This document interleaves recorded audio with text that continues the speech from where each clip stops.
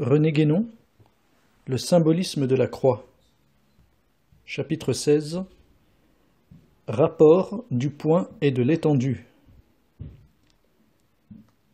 La question que soulève la dernière remarque que nous venons de faire mérite que nous nous y arrêtions quelque peu, sans toutefois traiter ici les considérations relatives à l'étendue avec tous les développements que comporterait ce sujet, qui rentre proprement dans l'étude des conditions de l'existence corporelle. Ce que nous voulons signaler surtout, c'est que la distance de deux points immédiatement voisins, que nous avons été amenés à envisager en raison de l'introduction de la continuité dans la représentation géométrique de l'être, peut être regardée comme la limite de l'étendue dans le sens des quantités indéfiniment décroissantes. En d'autres termes, elle est la plus petite étendue possible, ce après quoi il n'y a plus d'étendue, c'est-à-dire plus de conditions spatiales, et on ne pourrait la supprimer sans sortir du domaine d'existence qui est soumis à cette condition. Donc, lorsqu'on divise l'étendue indéfiniment, et lorsqu'on pousse cette division aussi loin qu'il est possible, c'est-à-dire jusqu'aux limites de la possibilité spatiale par laquelle la divisibilité est conditionnée, ouvrons la parenthèse, et qui est d'ailleurs indéfinie dans le sens décroissant comme dans le sens croissant, fermons la parenthèse, ce n'est pas au point qu'on aboutit comme résultat ultime, mais bien à la distance élémentaire entre deux points. Note de bas de page. Nous disons indéfiniment, entre guillemets, mais non à l'infini, entre guillemets, ce qui serait une absurdité, la divisibilité étant nécessairement un attribut propre à un domaine limité, puisque la condition spatiale, dont elle dépend, est elle-même essentiellement limitée. Il faut donc qu'il y ait une limite à la divisibilité, comme à toute relativité ou détermination quelconque, et nous pouvons avoir la certitude que cette limite existe, alors même qu'elle ne nous est pas actuellement accessible. Retour au texte. Il résulte de là que, pour qu'il y ait étendue ou condition spatiale, il faut qu'il y ait déjà deux points, et l'étendue, à une dimension entre parenthèses, qui est réalisée par leur présence simultanée et qui est précisément leur distance, constitue un troisième élément qui exprime la relation existant entre ces deux points, les unissant et les séparant à la fois. D'ailleurs, cette distance en tant qu'on la considère comme une relation n'est évidemment pas composée de parties, car ces parties en lesquelles elle pourrait être résolue, si elle le pouvait, ne seraient que d'autres relations de distance, dont elle est logiquement indépendante, comme au point de vue numérique, l'unité est indépendante des fractions. Note de bas de page. Les fractions ne peuvent donc pas être, à proprement parler, des parties de l'unité entre guillemets, car l'unité véritable est évidemment sans parties. Cette définition fautive qu'on donne souvent des fractions implique une confusion entre l'unité numérique, qui est essentiellement indivisible, et les unités de mesure entre guillemets, qui ne sont des unités que d'une façon toute relative et conventionnelle, et qui, étant de la nature des grandeurs continues, sont nécessairement divisibles et composées de parties. Retour au texte. Ceci est vrai pour une distance quelconque, lorsqu'on ne l'envisage que par rapport aux deux points qui sont ses extrémités. Elle est a fortiori pour une distance infinitésimale, qui n'est nullement une quantité définie, mais qui exprime seulement une relation spatiale entre deux points immédiatement voisins, tels que deux points consécutifs d'une ligne quelconque. D'autre part, les points eux-mêmes, considérés comme extrémités d'une distance, ne sont pas des parties du continu spatial, bien que la relation de distance suppose qu'ils sont envisagés comme situés dans l'espace. C'est donc, en réalité, la distance qui est le véritable élément spatial. Par conséquent, on ne peut pas dire, en toute rigueur, que la ligne soit formée de points, et cela se comprend aisément, car chacun des points étant sans étendue, leur simple addition, même s'ils sont en multitude indéfinie, ne peut jamais former une étendue. La ligne est en réalité constituée par les distances élémentaires entre ces points consécutifs. De la même façon, et pour une raison semblable, Si nous considérons dans un plan une indéfinité de droites parallèles, nous ne pouvons pas dire que le plan est constitué par la réunion de toutes ces droites, ou que celles-ci sont les véritables éléments constitutifs du plan. Les véritables éléments sont les distances de ces droites, distances par lesquelles elles sont des droites distinctes et non confondues. Et si les droites forment le plan en un certain sens, ce n'est pas par elles-mêmes, mais bien par leur distance, comme il en est pour les points par rapport à chaque droite. De même encore, l'étendue à 3 dimensions n'est pas composée d'une indéfinité de plans parallèles, mais des distances entre tous ces plans. Cependant, l'élément primordial, celui qui existe par lui-même, c'est le point, puisqu'il est présupposé par la distance et que celle-ci n'est qu'une relation. L'étendue elle-même présuppose donc le point.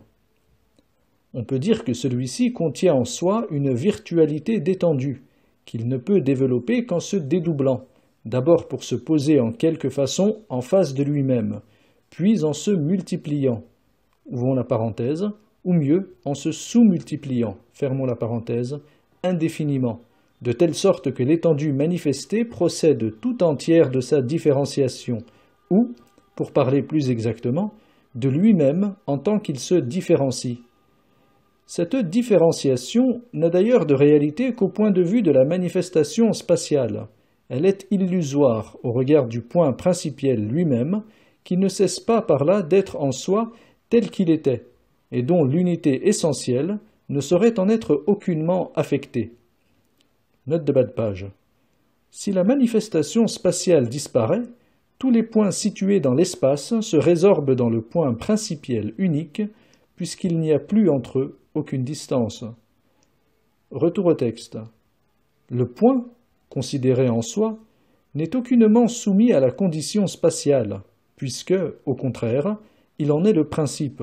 C'est lui qui réalise l'espace, qui produit l'étendue par son acte, lequel, dans la condition temporelle, ouvrons la parenthèse, mais dans celle-là seulement, fermons la parenthèse, se traduit par le mouvement.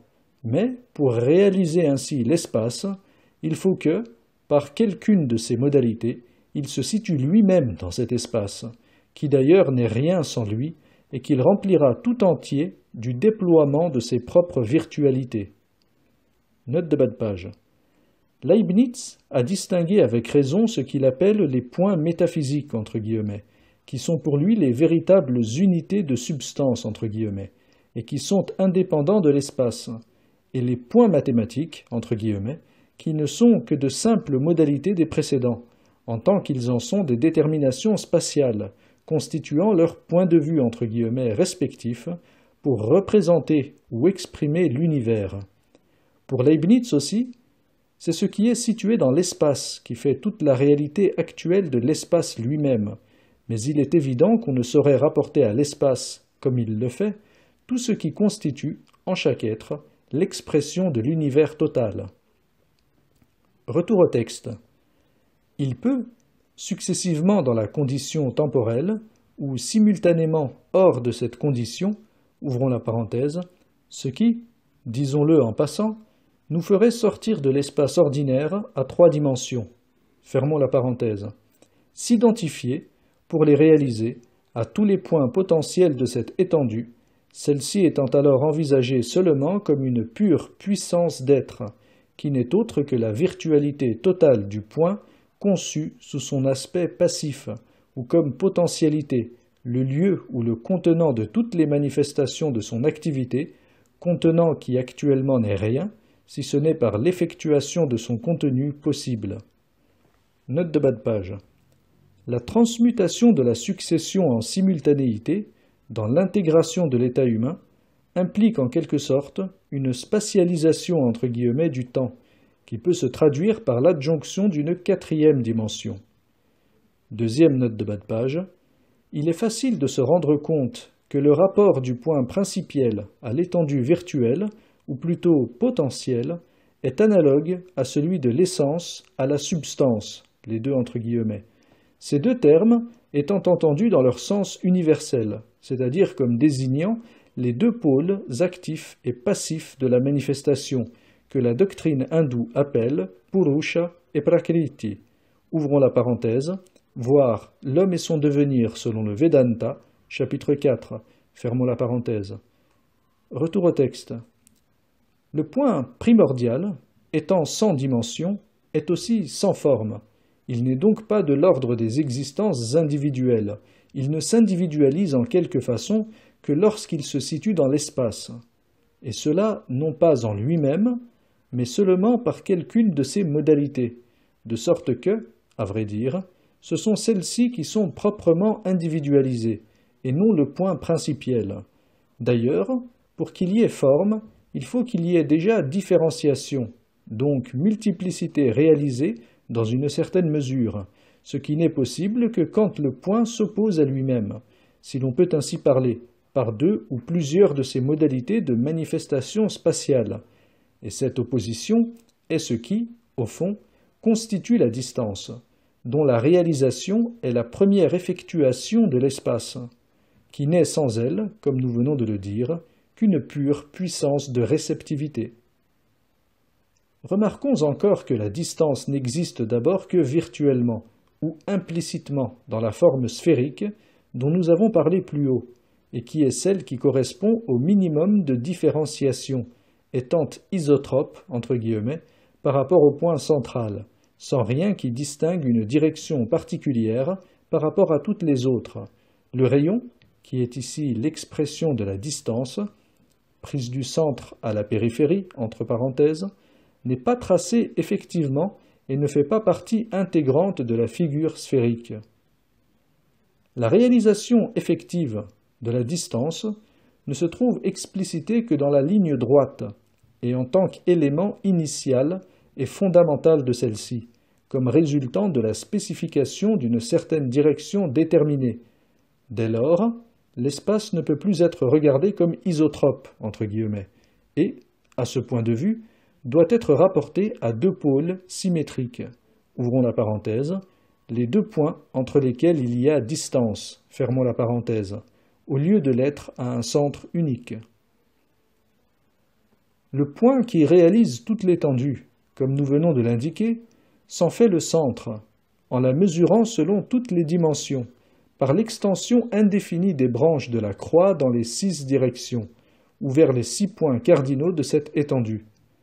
C'est l'homme universel, entre guillemets, symbolisé par cette croix, mais non l'homme individuel, ouvrons la parenthèse, celui-ci, en tant que tel, ne pouvant rien atteindre qui soit en dehors de son propre état d'être, fermons la parenthèse, qui est véritablement la mesure de toute chose, entre guillemets, pour employer l'expression de Protagoras que nous avons déjà rappelée ailleurs, mais, bien entendu, sans attribuer au sophiste grec lui-même la moindre compréhension de cette interprétation métaphysique. Note de bas de page. L'homme et son devenir selon le Vedanta, chapitre 16, 3e édition. Deuxième note de bas de page. Si notre intention était de nous livrer ici à une étude complète de la condition spatiale et de ses limitations, nous aurions à montrer comment, des considérations qui ont été exposées dans ce chapitre, peut se déduire une démonstration de l'absurdité des théories atomistes. Nous dirons seulement, sans y insister davantage, que tout ce qui est corporel est nécessairement divisible, par là même qu'il est étendu, c'est-à-dire soumis à la condition spatiale. Ouvrons la parenthèse. Conféré, Introduction générale à l'étude des doctrines hindoues, page 239-240. Fermons la parenthèse.